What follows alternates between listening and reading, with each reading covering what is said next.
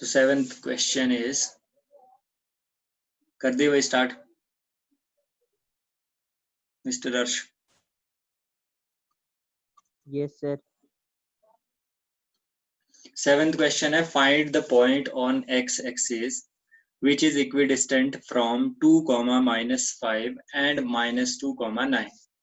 आपको करना क्या है कि एक पॉइंट निकालना है एक्स एक्सिस पे, पॉइंट निकालना है एक्स एक्सिस पे। तो यहाँ पे क्या है कि एक्स एक्सिस पे अगर पॉइंट निकालना है आपको, तो आपको पता होना चाहिए कि हमें क्या करना पड़ेगा। यहाँ पे पॉइंट क्या लेना पड़ेगा एक्स एक्सिस की जगह।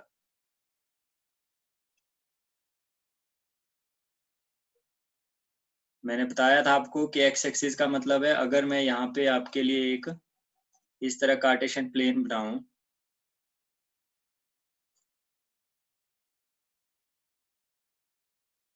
अब अगर मैं बताऊं आपको कि एक्स एक्सिस, अगर यहाँ पे एक्स एक्सिस का मतलब है कि पॉइंट जो है वो एक्स एक्सिस पे है।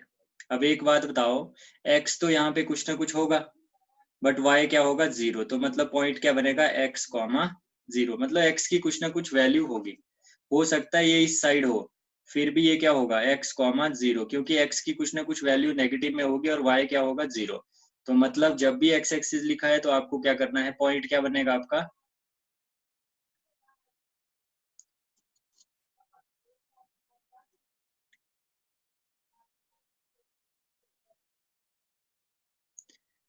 X comma 0। तो यहाँ पे मान लो पॉइंट पी ले लिया हमने अपनी मर्जी से, और इसका जो कोऑर्डिनेट्स हो गए वो हो गए एक्स कॉमा 0। क्यों हो गया एक्स कॉमा 0, क्योंकि point on the x axis है। अगर इसी तरह से यहाँ पे, अगर इसी तरह से यहाँ पे क्या होता,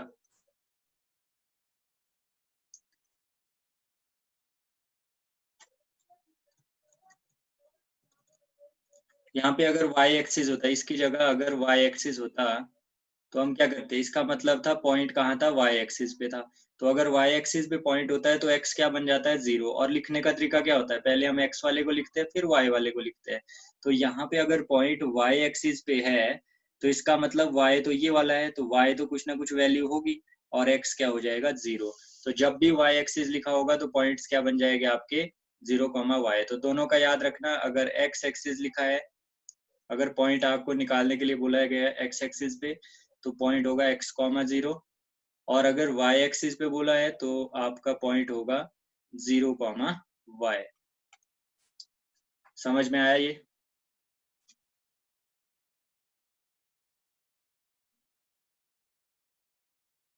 Yes, sir. आ गया. तो वैसे ही ये क्वेश्चन जो था, इस क्वेश्चन में हमें क्या करना है कि एक पॉइंट दिया है एक्स एक्सिस पे, तो यहाँ पे क्या करेंगे, हम पॉइंट ले लेंगे एक। मान लो पॉइंट पी है एक्स एक्सिस पे, तो क्या पॉइंट होगा, एक्स कॉमा 0। फिर बोलता है कि इस पॉइंट के, जो ये वाला पॉइंट है, इस पॉइंट से दो पॉइंट्स है ये और ये, जो कैसे है, इक्वल डिस्टेंस पे है। इक्वल डिस्टेंस, इक्वी डिस्टेंट का मतलब होता है इक्वल डिस्टेंस। तो यहाँ से हमने क्या कर दिया, मान लो एक यहाँ से पॉइंट इधर को है और दूसरा पॉइंट मान लो यहाँ से इधर को है, और ये मान लो इक्वल डिस्टेंस पे है। कैसे डिस्टेंस पे है ये, इक्वल डिस्टेंस पे। तो हमने क्या किया, यहाँ पे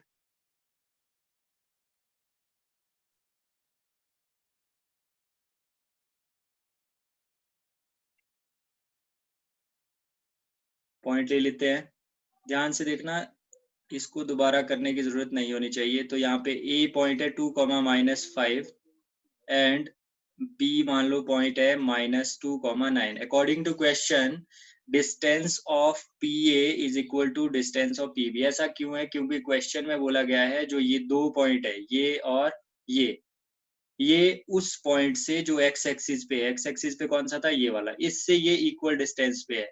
तो इसका मतलब क्या हुआ कि इनका जो डिस्टेंस होगा पी ए, वो किसके बराबर होगा, पी बी के बराबर होगा। तो यहाँ से हम क्वेश्चन करना स्टार्ट कर देते हैं। तो यहाँ पे क्या करेंगे,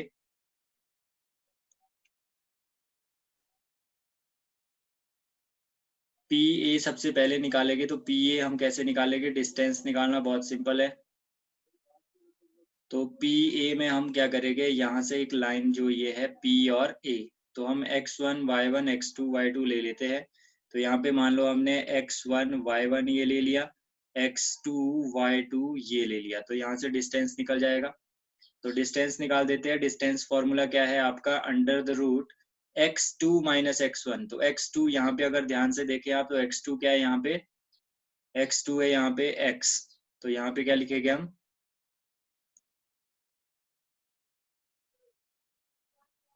x माइनस, और x1 अगर देखें तो 2 है, तो 2 होल स्क्वायर, ठीक है, प्लस y2 क्या है यहाँ पे 0, और माइनस फॉर्मूले वाला, और यहाँ पे -5 है, तो इसका भी क्या हो जाएगा, होल स्क्वायर हो जाएगा। ध्यान रखना इसका। तो ये बन गया आपका पीए का डिस्टेंस। उसी तरह हम निकाल सकते हैं पीबी का डिस्टेंस। तो पीबी का डिस्टेंस निकालने के लिए आपको करना क्या है, पीबी का डिस्टेंस निकालने के लिए आप x1 x2 किसे ले लेंगे, अब x1 x2 हम यहाँ ले लेते हैं, x1 y1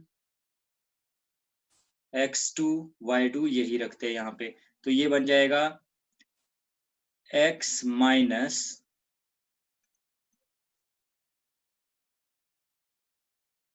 क्या बनेगा, x माइनस -2। ध्यान रखना x2 यहाँ पे x है तो x लिख लिया, फिर x1 यहाँ पे -2 है, तो ये वाला माइनस फॉर्मूला का है और ये -2 है, ठीक है। तो ध्यान रखना इसका, गलती मत कर देना यहाँ पे।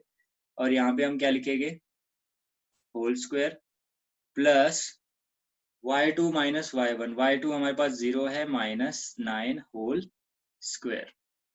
सो it will become x minus 2 whole square में लगेगा formula a minus B whole square का, तो ये बनेगा a square minus 2 into A into B, ठीक है, 2x into 2 into x into 2, और प्लस बी स्क्वायर मतलब 2 square, plus minus into minus plus, plus 5 का स्क्वायर होता है 25, तो इक्वल्स टू यहाँ पे बनेगा x plus 2 whole square, x plus 2 whole square, फिर इसमें फॉर्मूला लगेगा x स्क्वायर, अब प्लस 2 मतलब a प्लस बी का, ये बनेगा x प्लस 2 होल स्क्वायर, तो इसमें लगेगा a square plus 2ab, 2 into A into B, फिर उसके बाद plus B square 2 square, plus -9 का स्क्वायर क्या होगा 81, तो यहाँ पे under the root x square minus 4x plus 4 plus 25 equals to, आपको समझ आ रहा है ये क्या, plus 4x Yes, plus sir. 4 plus 81। फिर से नेटवर्क प्रॉब्लम थोड़ी सी आ गई है। और यहाँ पे अगर आप ध्यान से देखें तो रूट से रूट कैंसिल कर सकते हैं आप इजिली, तो कैंसिल कर देते हैं हम, रूट से रूट कैंसिल हो गया आपका, तो जो बचेगा वो हम लिख लेते हैं नीचे, और कुछ उसमें से भी कैंसिलेशन होगी, तो ये बनेगा x square minus 4x plus 4 plus 25 equals to x square plus 4x plus 4 plus 81। Sir एक सवाल पूछूं? हाँ जी बिल्कुल पूछिए। अगर हम पहली स्टार्टिंग में स्क्वायर बोथ साइड्स कर लेंगे तब हो जाएगा? हाँ हो सकता है, स्टार्टिंग में हो जाएगा। Okay sir. फिर हम क्या करेंगे, एक्स स्क्वायर से एक्स स्क्वायर कट जाएगा, 4 से 4 कैंसिल हो जाएगा, तो ये बनेगा -4x, और यहाँ पे क्या बच गया plus 25 equals to 4x plus 81। तो -4x यहीं पे रखा, x वाले एक साइड ले आएंगे आप, तो -4x, और यहाँ से प्लस का 4x है इधर आके माइनस का 4x equals to constant terms एक साइड रखेंगे 81, और यहाँ से 25 इधर जाएगा, तो क्या बन जाएगा ये -25। तो ये क्या बनेगा -8x equals to 81 minus 25, 11 minus 5 6 and 7 minus 2 5, so it will become x equals to -7। x अगर -7 आया वो कैसे आया वो भी आपको बता देते हैं। यहाँ पे x यहीं पे रखेंगे, तो ये 56 माइनस x रख लो यहाँ पे इजी करने के लिए, 56 डिवाइड बाई 8, 8 7 जा 56, तो -x इक्वल्स टू 7 और x equals to -7। Therefore coordinates of point P के कोऑर्डिनेट्स क्या क्या आएगा आपके, -7 आ जाएगा x की जगह और y की जगह 0 रहेगा। क्या आपको समझ आया ये? ये हमारा क्वेश्चन हो गया कंप्लीट। क्लियर हुआ? तो यहाँ पे देखिए find the value of y, y की वैल्यू निकालनी है in which the distance between 2 points P and Q is 10 units. Distance of P and Q is given. Distance between P and Q is given. So assume that P point is here and Q is here. तो इनको मिलाने के लिए इनको join करके एक line बनाई है, फिर उसका डिस्टेंस निकालना है आपने, ठीक है? तो सिंपल है, इसमें कोई प्रॉब्लम नहीं है। आपको क्या करना है,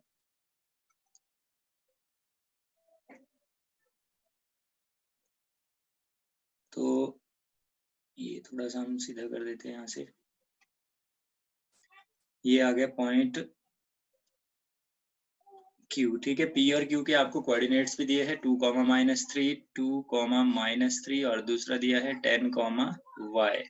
सो 10, y एंड 2, -3 और इसके बीच का डिस्टेंस अगर देखें हम PQ इक्वल्स टू क्या दिया है 10 यूनिट्स। सो वेरी सिंपल, यहाँ पे हमारे okay PQ equals to 10 units दिया है, तो PQ का डिस्टेंस हम निकाल देंगे। कैसे निकालेंगे? यहाँ पे अंडर रूट, यहाँ पे इसको x1 y1 x1 y1 x2 y2 इस तरह से ले लिया, तो x2 माइनस x1 मतलब 10 minus 2 whole square plus y minus minus 3।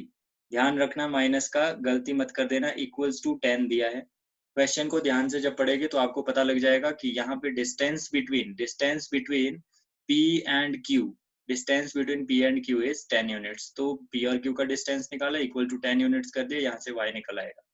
तो 10 माइनस 2 कितना हो गया? 8 square plus y plus 3 minus minus plus whole square under the root equals to 10। तो यहाँ पे हम क्या करेंगे, ध्यान से देखना, 8 8 से 64 plus y plus 3 whole square. Is it visible? आवाज आ रही है आपको? ऑडिबिलिटी सही है? Yes sir. मुझे भी नहीं आ रही आपकी।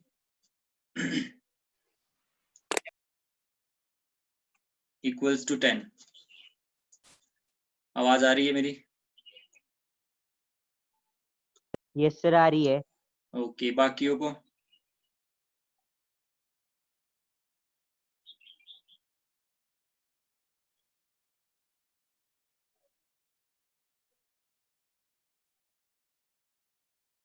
बाकियों को आ रही है भाई आवाज?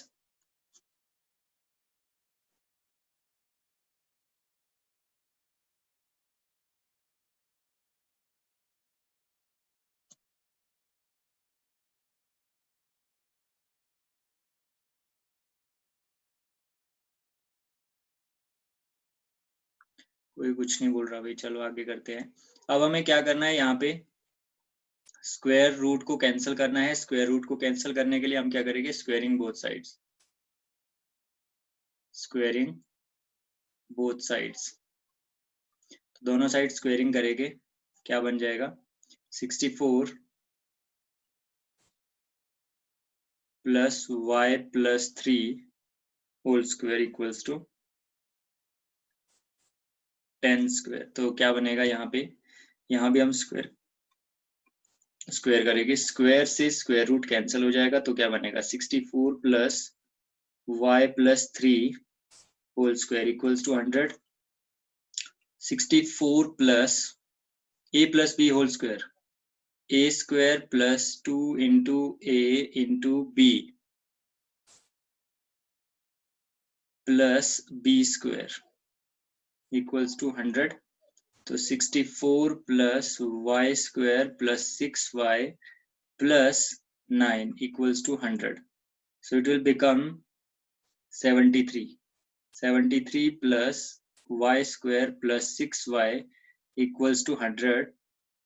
y square plus 6y equals to, constant को मैं दूसरी साइड ले जाऊंगा 73, तो ये बनेगा y square plus 6y equals to 27. 10 minus 3 7 and 9 minus 7 2, 27. So last equation क्या बनी हमारे पास, y square plus 6y minus 27 equal to 0। ये जो इक्वेशन बनी ये किस फॉर्म में बनी हमारी, ये इस फॉर्म में बनी, ध्यान से देखना, ax² plus bx plus c, इस तरह से आपने कुछ पढ़ा था, वो था क्वाड्रेटिक पॉलिनोमियल।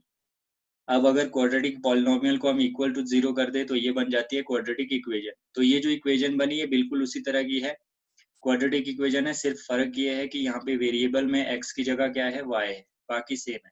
तो हमें इसको क्वाड्रेटिक इक्वेशन के फॉर्मूले से ही सॉल्व करना पड़ेगा यहाँ से आगे। तो अगर यहाँ तक समझ आए तभी हम आगे बढ़ेंगे, अदरवाइज दोबारा समझाऊंगा। बताइए।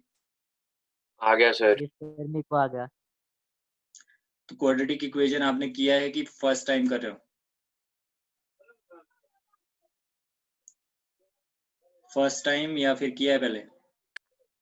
सर पिछले सर। साल तो किया था।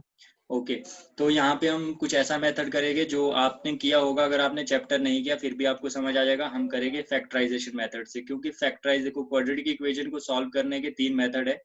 पहला मेथड है आपका फैक्टराइजेशन, दूसरा है कंप्लीटिंग द स्क्वायर, और तीसरा है फॉर्मूला मेथड। ठीक है, तो इसमें से जो मुझे पता है फैक्टराइजेशन वो आपने ऑलरेडी किया होगा, इसी को हम मिडल टर्म स्प्लिटिंग भी बोलते हैं। तो अब आपको याद आ गया होगा split the middle term, factorization method. तो इन तीनों मेथड के बारे में हम डिस्कस तो बाद में करेंगे जब चैप्टर करेंगे, बट यहाँ पे एक अप्लाई करना पड़ेगा, वो करेंगे हम फैक्टराइजेशन मतलब by splitting the middle term. तो यहाँ पे ध्यान से देखिए, ये यहाँ वाला मैं इरेज करता हूँ। अगर नोट डाउन नहीं किया तो जल्दी से स्क्रीनशॉट ले लो, फिर मैं आगे बढ़ता हूँ।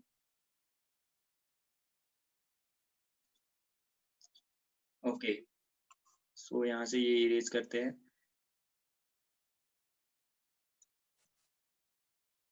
यहाँ पे अब हम करेंगे, अगर आपको आता है तो आप जल्दी से मुझे आंसर बताइए कि क्या है आंसर।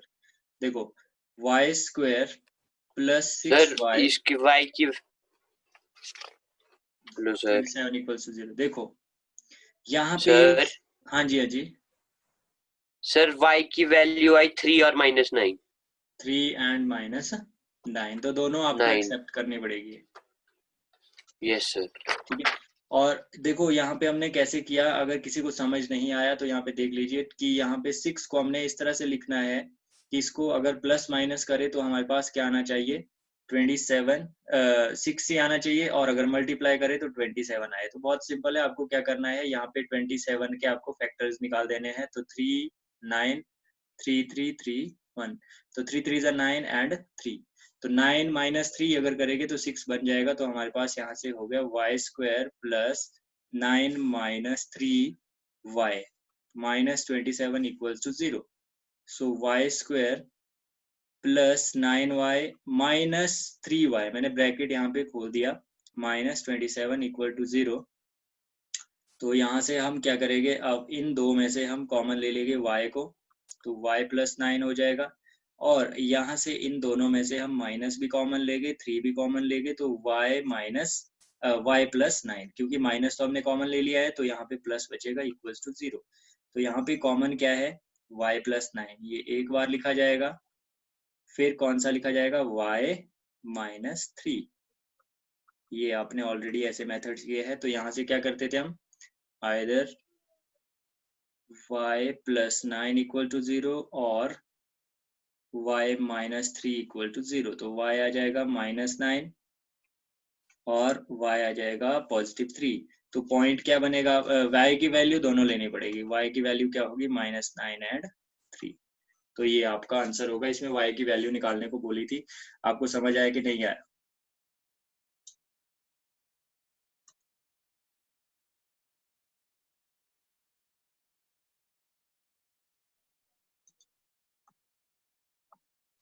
समझ आया? आ गया सर। आ गया सर।